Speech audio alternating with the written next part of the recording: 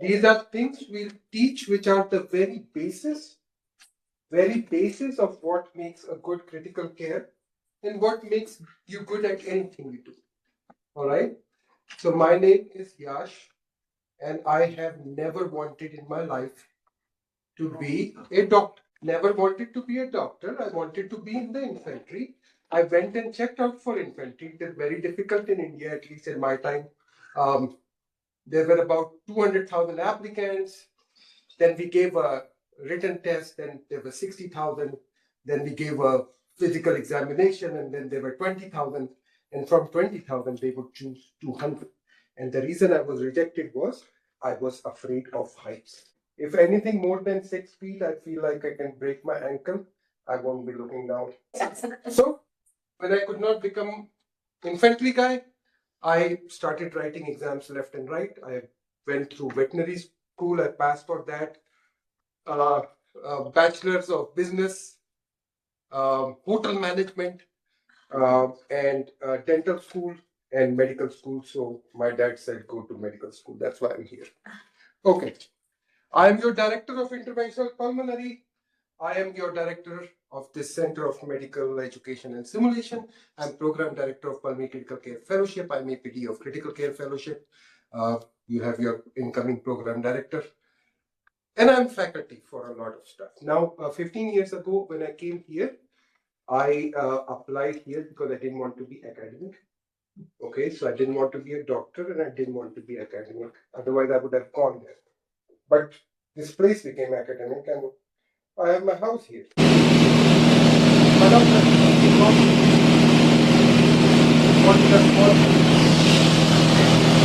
And from that small plane, we used to take people out to jump. People who want to jump. Parajumping. And my job was to make sure I open the door, everybody goes. If somebody gets stuck, I cut their parachute, they have their reserve parachute. Okay?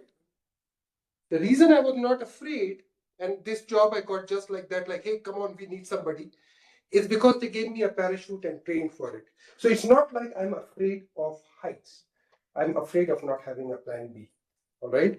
So if you are doing airway, you should have equipment. You should know where your tracheostomy equipment is. If you're doing a central line, you should know where your chest equipment is. Okay? So if you don't have a plan B, I get really scared. If you have a plan B and a plan C, then I'm not as scared. Okay? So, does the world need doctor? Yes. Can I be paid for it? Absolutely. Am I good at it? Seems like it. I don't have to love it. You see, that is somewhere I fundamentally disagree with the kids nowadays. If I need money, I will cut. I'll ask you what you want. You want plumbing? I will do it. You want grass cutting? I will do it. I will do it good because I want to earn more. I want you to call me again when you need a grass cut. If the weather is good, I might love it. If the weather is bad, cold, hot, I will hate it. But I will do it. Right? So that thing, only Americans think that is a need. It's a want. Okay? It's not necessary at all. So, if you think success looks like this for you, for me, I don't care. It's being a director in a small hospital, in a small town, on a small planet, in a small solar system, in a small galaxy. Right? But if you think that this appeals to you, I will tell you in this lecture the reason for my success. Okay? Number one, you look at anybody who's here. Dr. Masuta, why did he become director of critical care fellowship? Dr. Baloch, why is she taking over from Dr. Masuta?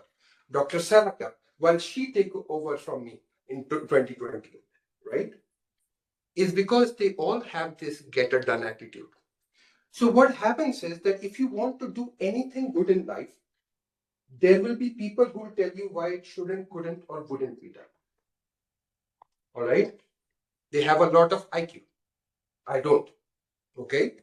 So instead of figuring out 10 reasons why this should not be done or this change should not be happen, I've tried to figure out one way it can. Okay? So if my CEO comes and says, hey, Yash, Tidal Health should have a soccer team. You'll be like, why the hell should it have a soccer team? You know what I'll be thinking? How many shirts? How many shoes? Who's the coach? Who's the captain? Where are we going to play? Does that make sense? Okay. So that is called the get it done attitude. And if you want to have success, you have to do that. So how did I become director of simulation?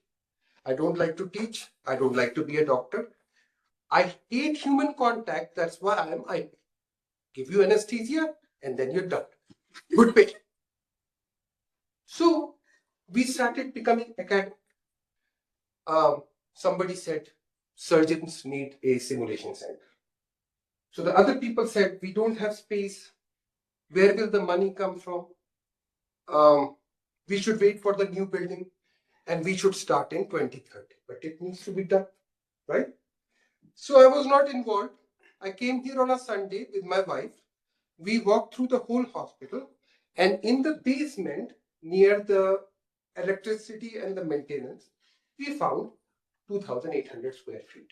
Okay. So I made a plan. This is how I will do it in the 2,800 square feet. And I gave it to Simona Eng and Steve Lennon, right? So it is like this. You come in a room and your resident is already masked down, patient is positioned, ultrasound is on, sheet is done, kit is open, and he's standing there. Who will do the line? Who will do the line? You will say, okay, you get out, my favorite resident? No. Who will you make the director of the simulation center? Right? You'll make the guy who get it done. So I was like, okay. Then architects got involved. They were like, yeah, I think you have enough space. Then I became an architecture consultant for Whiting Turner. Key to success number 2, go cheap, go now. So simulation center, they were saying they will take 5 million. What do you need for a simulation center? You need willing people who are willing to learn. You need somebody who's willing to teach. You need an environment with an AC, okay, a roof. You need a central line trainer, $5,000.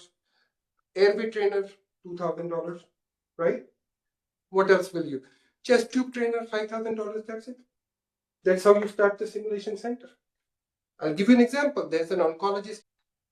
5 years ago, I said, what do you want to do? Oh, one day, I'm going to buy a Beneteau sailboat and I'm going to sail the world. Today, I said, what do you want to do? One day, I'm going to buy a Beneteau sailboat and I'm going to sail the world. It's a $500,000 boat, old. In $50,000, I got enough boats to start a school. All right. I have a school, a sailing and boating school. Okay. So, go cheap, go now. Start today. You don't have to wait till tomorrow. All right. That's the second way of success. And then, while people are thinking and making mental models, just do. I'll give you an example. You are bronching. Okay. You reach the carina. I say, go to the left. And you're like, right? You are thinking, should I go this way? Should I go this way? Right? What do? I do something. I do something. I go. Right? If it makes things better, I do more of it. And if it doesn't make things better, I do the exact opposite. Ultrasound. Oh, I can't get an image. Let me remember what doctor. Do something. If it makes the image better, do more of it. If it makes the image worse, do the exact opposite. Simple. Okay? So, key to success number 3. I call my friend, also director of Sim Center. How's your Sim Center going? Oh, my Sim Center is going very well. My CEO says, I'm the best Sim Center director in the whole universe. How's your Sim Center going? Okay? I'll be like, my CEO told me to make a 17,000 square feet extension to my Sim Center. Which do you think you can trust? Right? You can trust somebody putting money. Words are cheap. I will say, oh, my life is invaluable. When I die, my insurance company will tell me exactly to the dot what my life is worth. Okay? Somebody says, oh, you're a very hard worker. Okay, am I getting a raise? No. The other person, hey, you know what? Your contract is over. We would like you to stay. You're a very hard worker. I'm going to increase your pay by $50,000. Then you know exactly what that hard work is worth. Okay? So do not ever let somebody else tell you whether you are successful or not. What you are really trying to do is you are trying to find an objective evidence of whether you are doing well or not. Okay? So you become a director and then you see an advertisement looking for director of Sincare Tidal Health. What do you think? Am I doing good? I'm not. Okay? If I get a promotion, if I get to do more, if I get like, hey, we only want you to do same. You're so good. I can count on that. Key to success number 4. I could be a DEI candidate. I could be so sexy that you have to give me a directorship. Good looking. Okay? There could be many reasons, political reasons, why you get to become a director, but you will not be able to keep that job if you don't immediately become better than anybody else in that particular job. Next year, somebody else will take it from you. So now that I'm simulation director, because I got it done, okay, I go cheap, go now, okay. Now I have to become an expert at it. So how do you become an expert? First of all, you look at what other experts have to say about it. So I bought this book on Amazon. I don't like reading books. So I don't like being a doctor, I don't like being a teacher, and I absolutely don't like reading books. First page, simulation, the need to train pilots safely and efficiently led to early modern mechanical trainers starting in 1910. And that's all I read from that book. Because I was like, okay, before I waste my time and energy reading this book, let's figure out, did it work for them? Because if it didn't work for them, then it's just something sexy, it's not useful. Then I came to this. And Johns Hopkins 2016 study thinks that after heart attack and cancer, human beings are killed by doctors and providers the most. So if I take a commercial flight today, I'm going to Florida, I can tell my wife I am coming back. Because 1 in 1.5 million people who take a flight today will die. If I jump from a plane, I'll have to jump 370,000 times to die on an average. If I fly my own plane, and I do, one death every 300,000 people who fly this year, or one death every 100,000 flight hours. I'll never make 100,000. Most people who fly do not die from it. If I drive, it's one death every 10 million miles driven. But if I come to the hospital in the US, or if I have any contact with medicine people, the most conservative is 1 in 2,500 interactions, somebody will die. Now, this is unbelievable, right? But then I think I've done 10,000 procedures in my life, maybe more. There was a lady, everybody tried Centerline, nobody got it. In comes Dr. Sangwan. I will try a supraclavicular. It was my first time, killed on the spot. Number 2, there was a guy, a pastor. I opened 4 out of 5 lower lobe segments. I didn't have to do the 5th one, but why not? It's going good. I opened something up, died within 2 minutes. The guy I gave propofol to as a second year because nothing else was working on him, and I needed to do a wound dress changing or whatever. And he stopped breathing, and then the wife says he's DNR. Okay, good. So that was number 3. I'm pretty sure. Oh yeah, the tracheostomy guy. You have that guy who I did a tracheostomy on, almost bloodless, but somewhere that night he basically something ruptured. I don't know what. He had an aortic aneurysm or something like that. So there you go. 1 death in 2,500. I think it's a true number. It might be an underestimation.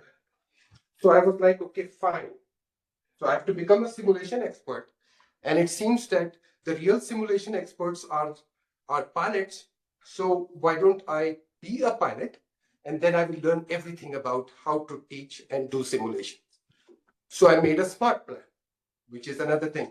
Every slide here is me telling you what I have learned in my 50 years. Okay? So what is a smart plan? It is specific.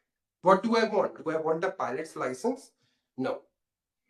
I want to learn how to take off and land a plane safely.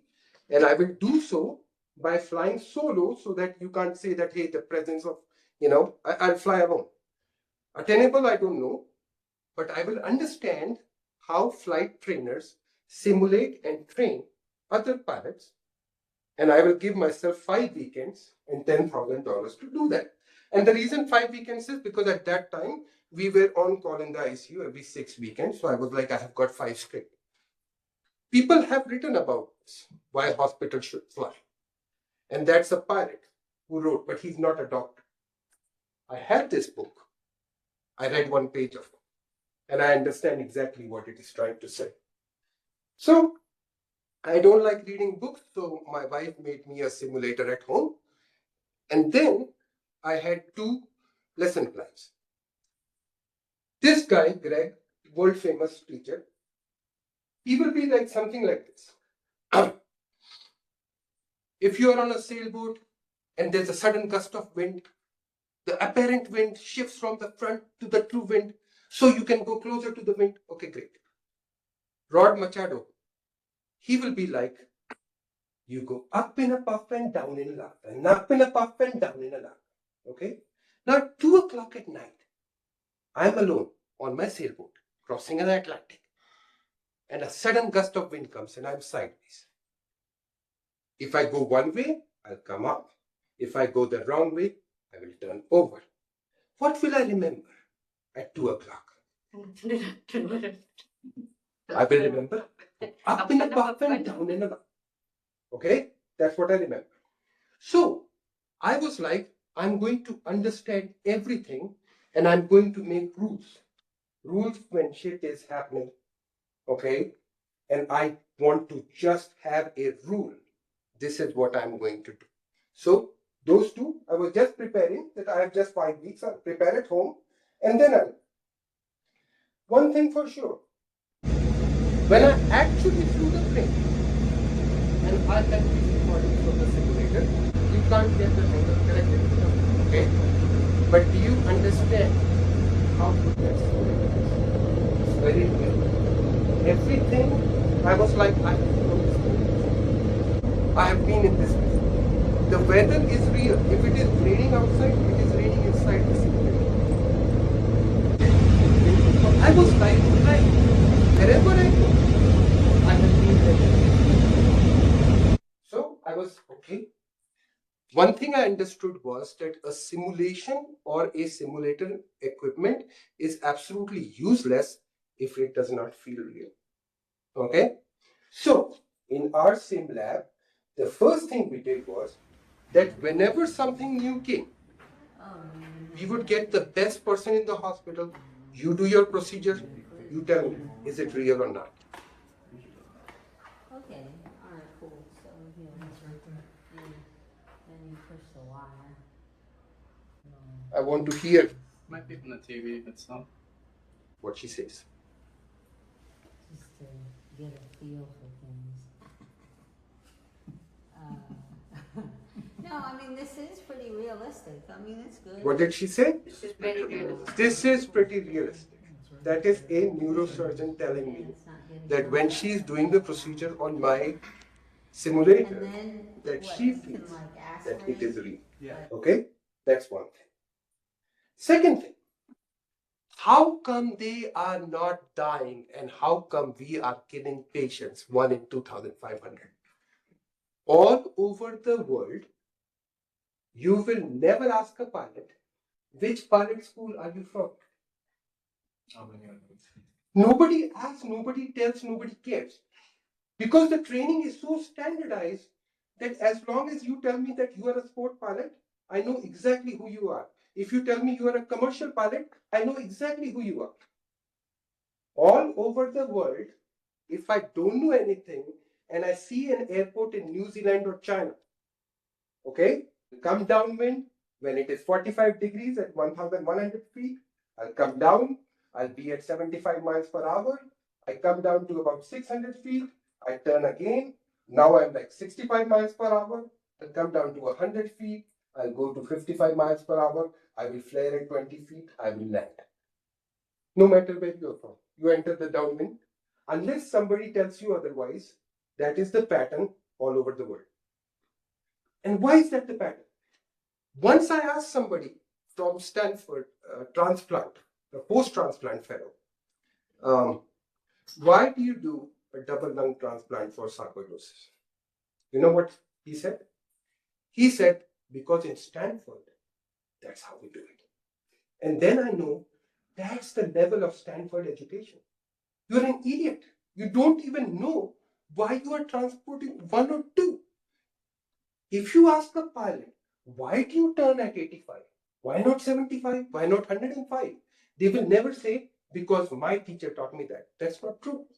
They will be like, you are at 1,100 feet and not at 700. Because if this engine, while you're slowing it, engine goes out, you can land without an engine. You need height. Okay? They will say that in the first turn, you are at about 75, because if you are at around 45 and you stall, you won't have time for recovery. Every move they make, they have a reason. They'll never say, I tie the chest tube like this because that's how I was taught. Now, look at these accidents. Nobody dies in these accidents. But that's what I'm talking about. People think that I'm saying a bad thing. Look at this. Somewhere along the line, two pilots came in at the same time in the downwind. One pilot has a low wing, he can see everywhere, but he can't see down.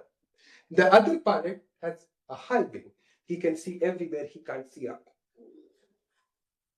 Both of them coming in within 50 feet. You see what I'm saying? Both of them are talking on the radio. Salisbury Tower, turning left, runway 23, whatever. Okay? All right? If both of them speak on the radio at the exact same time, nobody hears anything. That's how radios work. And they are coming down. Exactly. If anybody has a variation, they would collide in midair. And they come down and they land. Except the top one is like, I've landed, but why am I so high from the ground? And the bottom one is, that was a hard landing. Okay? That's called no variation. Okay? They are not trained in the same place. But it is always there. So, after 50 hours, 166 landings, I was like, one day, because I was doing everything good, my pilot, trainer Ben, he gets up, fly. So I was like, why today? He said, because for the last 3 flights, I've been doing nothing. Okay? So in the beginning, he was like, hey, you have to do this. I'll show you this. Okay? I'll take control. As I'm learning, that control is getting more and more. Now he's just helping me with when I'm really doing it, right? After some time, 2 flights, doing nothing, out you go. I had only 1 camera, so I had to take 3 flights to get this whole sequence. But I will tell you, what do I mean by pattern? Okay? So 3 different flights. I'll take a break. It's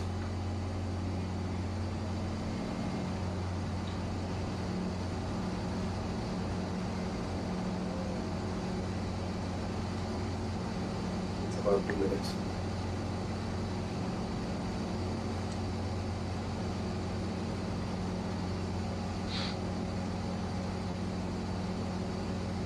Beautiful place we live in, huh?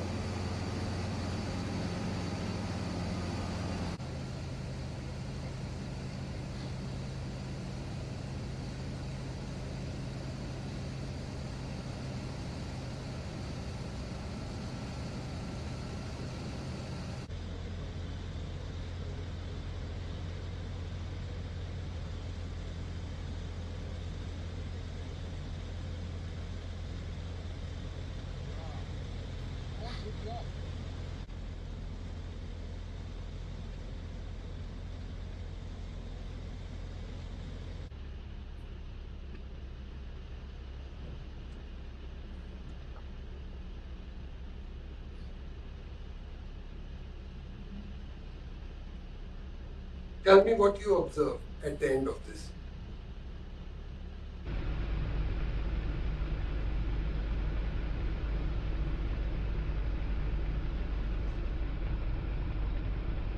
Anybody? I'll just see. They Very are same. Three exactly different Exactly. the same pattern. Three different. So when I do a chest tube, I do it exactly the same. Then if I screw up the chest tube, I know exactly where I screwed up. And that is very important to improve. I don't care if you fail. But when I ask you, why do you fail? If you say, I don't know, then I'm like, I'm sorry for you. All right? Because if you don't know where you fail, how can I teach you something? How can we improve if there are 5 different ways to suture in a chest tube? Where there are 10 different ways to set the PEEP, when there are 15 different ways to ventilate a patient. Sedation, 20 different ways. What are we doing? Then when we ask ourselves, why are we so dangerous? Okay, if you only have half an hour a day, you can't become Arnold Schwarzenegger, let's face it. All right, if you don't do what the pilots do, you are not going to get a pilot result. It's as simple as that. And this is like from a TE course I was looking at. And this Pablo Perez was like, when I was trying to start TE in my ICU, that's the thing. People will tell you why 10 reasons it shouldn't be done, 10 reasons it couldn't be done, 10 reasons it wouldn't be done. Right? They will always do that. So, the biggest critic is patients are all different. That's why we can't be like pilots. That's bullshit. No two landings are the same. If I land, the plane landing behind me is not the same because he's facing the turbulence from my propeller. Okay? Sometimes the wind comes from here, sometimes the wind comes from there. Sometimes it is 2 knots and sometimes it's blowing 20. In order to stay in the same place, sometimes you have to swim. You know that when you go out swimming in the river here. Okay? You have to swim very hard to stay in place. Why? Because stuff is moving. Okay? So what looks like a smooth airplane landing is actually somebody doing a lot of PDSA. Let me do something. Oh, that didn't go well. Okay, let me do something else. Okay, fine. I think 100. I'm doing better now. Okay. 50, See that 40, hand? 30, It's always 20. moving. 10. It looks very chaotic. It looks like the guy doesn't know what he's doing. It Towards looks up. like when you fly Reversers out. But that's not true. That does not happen. Okay. So what I'm doing is I can learn any procedure because I do something and then I see if it is going better, I do more of it, and if it is not, I do less of it. Go cheap, go now. So then I was like, okay, fine, this is awesome. So let's become a flight instructor. So I got the flight instructor manual. Again, I don't like books. I don't know why I keep buying them because I have money, but I don't like books. So I read the first 2. And the first 2 pages of that book was all about how do people learn. And what they said was, number 1, if you are going to be a flight instructor, whether you are going for earning money, whether you want more hours for your commercial pilot, whatever is the reason you are an instructor, be the best. So when I ask you to teach somebody central lines and you don't want to, you still do a good job. Okay? Because I don't want to be a doctor and I'm here and I'm doing a good job. I don't want to be an instructor. I'm here, I'm doing a good job. I don't care whether you like it or not. If you are instructing somebody, you are going to do a good job. And the second thing they said, we don't teach people to fly at all. We teach them situational awareness, attention to details, resourcefulness, crew management. We teach them how to learn and they learn how to fly. Okay? The other thing I learned is 166 landings, 50 flight hours, I can't teach you to fly. 200,000 hours, I can't teach you to fly. If you want to be a pilot that teaches other pilots to fly, you have to first show them that you have the attitude and aptitude. In medicine, I taught somebody how to do POCUS. Next day, the resident had 3 interns with her. They were going to the sim center. I was like, what the hell are you doing? Oh, I got these 3 to teach. No, you can't do that. There was a call from a head of anesthesia. And the head of anesthesia said, Yash, yesterday I did my first strike in my life and I saved a life. Can I borrow your sim center mannequin for the cry? Because I want to teach everybody. I was like, no, you're not going to do that. But all over the world, this happens. And then we say, why are we killing people left and right? I mean, at this time, you'll be thinking, how come we are not killing anybody?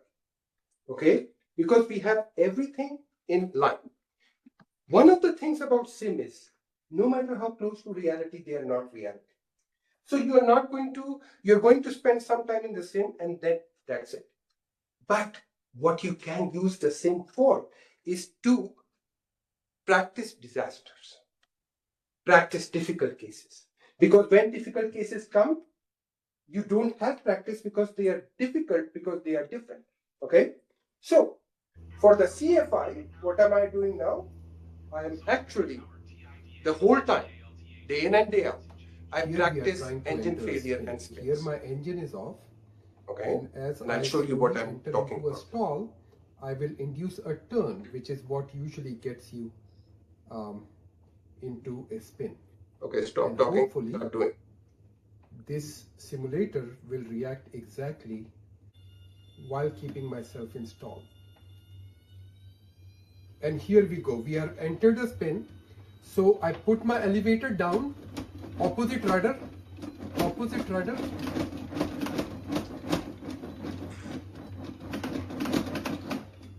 Oh shoot. Okay, good. Good. Power on. You saw that? As a CFI, I actually have to show this in real life. I have to put my brain in spin and then come out of it. Okay? And people have not been able to come out of a spin and they jumped out of the plane with their parachute. And when they were coming down, the plane was flying perfectly fine. You know that F-35 that got lost because nobody could detect it on the radar? You saw that last year? Pilot jumped out and the plane was just flying perfectly fine. What was happening? Overreacting. Okay? Overreacting. When the pilot went out, the plane flew. Okay? What am I doing? I'm supposed to be doing nothing with my hand. But you are in that moment, plane is spinning, and you are, no, neutral, only rudder. Now, I can do this in my sleep. Okay? But if you don't practice on the simulator, you're not going to. The last thing, they are so critical. I land, and Ben is like, okay, tell me about your landing. And I'm like, hey, I could have put in a little bit of power. I could have done this. There was a bounce, this, that, and the other. And the guy's like, actually, I thought it was pretty good. All right. But everybody is looking at you. When you're talking about, everybody's looking at you. Everybody's laughing at you. They will all tell you what's wrong with you. And it is great. Hey, I could have done this better. So now people are running to each other and telling each other what I did wrong and how I can improve. And that culture is very different. So now I'm like, all right, I think the world needs CFI doctors. I think I can be paid for it. That's why I opened a LLC. I think I'll be good at it and I love this. So now that's the state that you want to reach. I will teach doctors how to fly and then the doctors can get better. So go cheap, go now. I don't have money for a plane, but I have boats. They have simulators. There's a book charting the course about how you can learn from shipping. There is Disasters at Sea and other programs that tells you what you did wrong and what went wrong. And that's where we are. That's where the whole Excel comes in. Okay. Right now, that's what I want to do. I want to make flying cheap for everybody. And again, it's a different thing because in a plane, in order to go up, you pull back. Here, in order to go up, you push. So I had to make a whole new simulator. I'm going to do the exact same thing. I will simulate until I retire and die. I will get it done. I will go cheap, go now. I will do something and get into my PDSA cycle. There is nothing you can not achieve. Okay. Few other slides. Find a niche. Here, there's no other idea. That's what I can do that nobody else can do. If you want job security, you find how do you fit in your group where there are things that you can do that nobody else can do, then you become indispensable. Pulmonary hypertension, bronchiectasis, transplant, everybody has their niche. There are many doctors here who are pilots. There are some people who are doctors, pilots, and instructors. Some of them are doctors, pilots, instructors, and have a seaplane. I think once I become the CFI, I will be very, I don't know if I'll find another one on this planet. That's called a niche. That's me. You find yours. Everybody's different. Doesn't have to be the same. I will slap you. I will slap you. This guy is Chris. I have met him only once in my life. I was at the airport. He had bought a new plane, and within 15 minutes, I was flying his plane. Because I didn't have to tell him which flight school. I just had to tell him my hours, how many landings, and what plane type I am. And okay, good, fly. He told me, don't use two hands because sometimes there will be turbulence and all that stuff. Military planes flying, you have to do the radio, use one hand, no two hands. Okay, I didn't listen.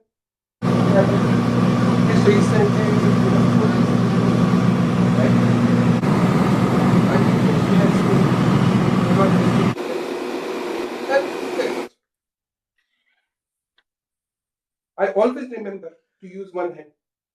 Not because of Ben, my instructor, who I paid a lot. This is free. I always remember because Chris slapped my hand. Always. Okay? I told my wife the same thing with the docking. Dude, one hand for the gear, one hand for the steer. Okay? She's always like this. By the time I'm forward, she's like, oh, okay. That takes seconds. What happened? You remember. Okay? I will slap it. This is the best teacher in the world for paramotoring. So you have a parachute and a motor basically. So there are no rules. It's a new sport. Everybody is making the rules. It's the same thing. He has a simulator. You get into that thing, 65 pounds. He attaches you to a crane, and then you do everything without a parachute. But you have that thing on. Be a robot, because what happens is, and it happens on the boat, it happens on the flight. Dude, I am trying to land. And Ben says, pull up. Okay? And then, why, Ben? Why are you asking me to pull up? Shouldn't I do this? I read on TikTok. This is a fellow actually said. I was telling him to do something. And you know what I was told? Dr. Sangwan, in TikTok, I saw somebody else doing something different. That is not the time to do that. When we are flying, if my instructor is saying up, I will up. Later on, I can ask him, why did you say that? Not at that time, okay? Not at that time. So before you go flying, I want you to understand the balance of I need you to be my robot. And what do I mean by that?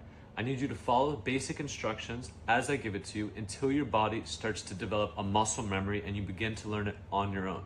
Especially during aviation, it is absolutely critical that I am able to communicate with you, you understand my commands, and you execute it within a timely manner. So there's a couple reasons for this. One, as you're doing this, you're in an extreme situation where mentally you could be nervous, you could be scared. I am not though, which is why I need you to listen to me. Even if you're freaking out, calm things down, listen to the instructions that I'm giving you because I am not nervous. I've done this before, I know how to keep you safe, and at the end, you will be a competent pilot that does not need me to do this. As you progress within this, your body will then develop the muscle memory, and slowly you'll become more of an independent pilot and less of a robot. I broke his heart because I didn't tell him that I had given myself just 3 days to do that, what he wanted me to do. And there were 3 people in my group wanting to learn this new technique, okay? There is Samuel. And Samuel is from Switzerland, but he's German. And then there is Lance. So Samuel does dispatch. So he's for the security agency. If you want cash transferred and all this stuff, he's like, okay, this one, truck number 45, blah, blah, blah. He has about 500 or 5,000, I don't remember, experience with jumping off mountains with parachute, but not with a motor. And now you have so much experience and you are learning a completely different way of doing it, going from the ground up. Lance never flew anything in his life. He's a truck driver from Mobile, Alabama. And me, and I have flown. And who do you think will be the first to succeed taking off and landing the paraglider motor? The one. The one who does that. Huh? The truck driver. The truck Yeah. driver. Just follow. You know why? Because this guy has to unlearn Experience that. some stuff that he learned. So when you see some bogus TikTok video, I have to now slap that out of you and then put new memory in. So don't do that. I will teach you. Okay? All right? So this guy had difficulty. This guy, perfect robot, did exactly what he was told. Was the first one. The only person who ran out of time is me. Why? Because when I'm telling you something, if you are thinking, it ain't sinking. Okay? First, I say something. It goes in. It sinks. Then you think. So, because I am an experienced pilot and all that stuff, this was the first try. We had only one window. This is top try number one. Wait for me, okay? My friend and brother. I'm going to teach him. I promised him that once I become a CFI, I'll teach him how to fly. They really want to fly. Yes, sir. About the physics, Yes. you Beautiful. know, Are you flight ready, sir? dynamics. And set. Just Run. one. Run hard. Run, run, run. Good. Lean back. Power 30. Come to me. Over here. Easy. Keep the 30. Keep going. Release. Pressure. Pressure. Run. Lean back. Power. Pressure.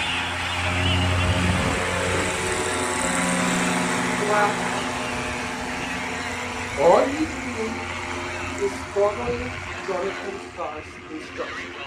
No questions, no questions. Okay? So at the time he was giving orders, I was thinking, what's going on? Is my wing okay? I was not listening to him at all. Are you ready? Are you ready? A head shake. Good. And chest. Run. Run, run, run. Reduce. Run. Run harder. Power 30 now. Easy. Release. Pressure. Run. Power. So now Look at I'm me. Keep the confused. 30. I'm like, hey. Run. Run. Look at me. And he's like, "Huh." But I'm not listening to him at all. I'm not listening to him at all. Last one. Crew resource management. Crew resource management. Everybody's useful. If you don't know how to fly, you can still look out of the window. Make sure that nobody's coming towards us. Okay? Nobody's coming towards us. Simple things. Be the lookout. So here what has happened is, we were delivering a yacht.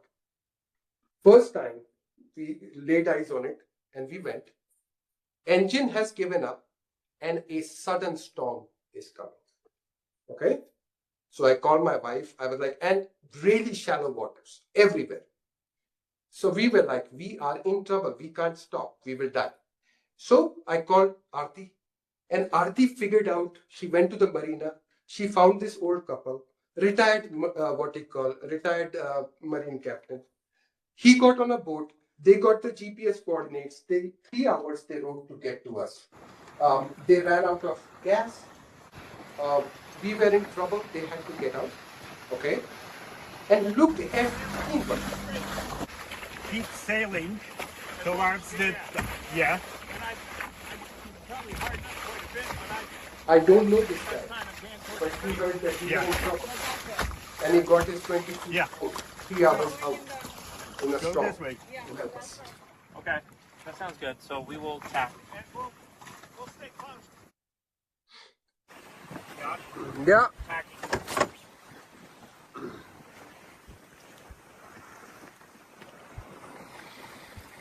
Is there any panic?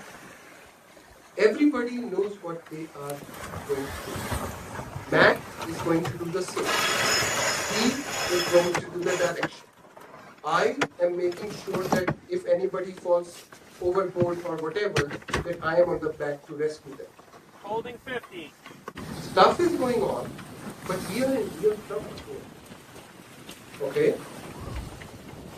Even a Coast Guard helicopter is not going to reach, but teamwork is going on. Okay, new boat, and I've never sailed with this boat before, but everybody knows their job. Aarti is a brave girl, I think. Okay, could not help, but hey, she will help later.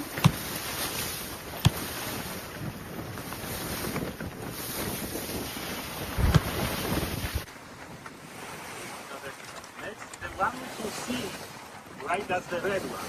Yeah. On both sides. Communication is going on. Everybody Love is that. checking, is that red mark Love actually that. the red mark? Where is the shallow water, left or right? They'll have Discuss, trouble, won't discuss, they? Look at make them. a plan, go. Okay, that is what is happening right here. With a new team and a new boat, no engine.